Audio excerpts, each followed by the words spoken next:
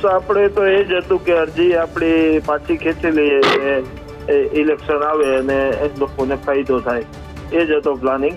અને આગળ તો જે પાર્ટી અમારી જે પણ લેશે એમાં અમે સાથે રહેશું પાર્ટી સાથે.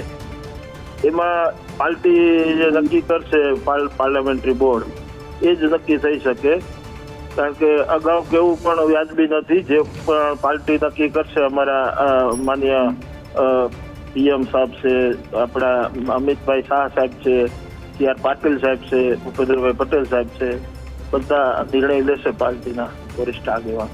તો આગામી સ્થિતિ તો જે હવે તો ઇલેક્શન જ આવશે ગમે ત્યારે, બસ એ જ થાય છે. તો ઇલેક્શન આવી જશે અને લોકોને નવા ધારાસભ્ય મળશે. હું આવકારું છું અને એમને અભિનંદન પણ આપું છું કે આપણા વિસ્તારમાં લોકોને પ્રતિનિધિ મળે અને આપણા અટવાયેલા આપણા વિસ્તારના સિંચાઈના કામો છે, રોડ રસ્તાના કામો છે, ખેડૂતોને લગતા કે શ્રમિકોને લગતા ઘણા બધા એવા મુદ્દાઓ છે કે જે આપણે સોલ્વ કરવા પડે એમ છે.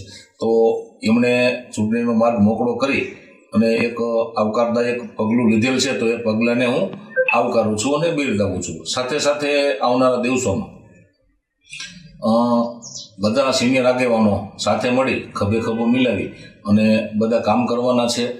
અને પ્રદેશ પાર્લામેન્ટરી બોર્ડ જે કાંઈ પણ નિર્ણય કરશે એ નિર્ણય સૌ માનવાના છીએ અને પાર્ટી મારામાં વિશ્વાસ મૂકશે તો આવનારા દિવસોમાં બધા સાથે મળી અને કામ પણ કરશું.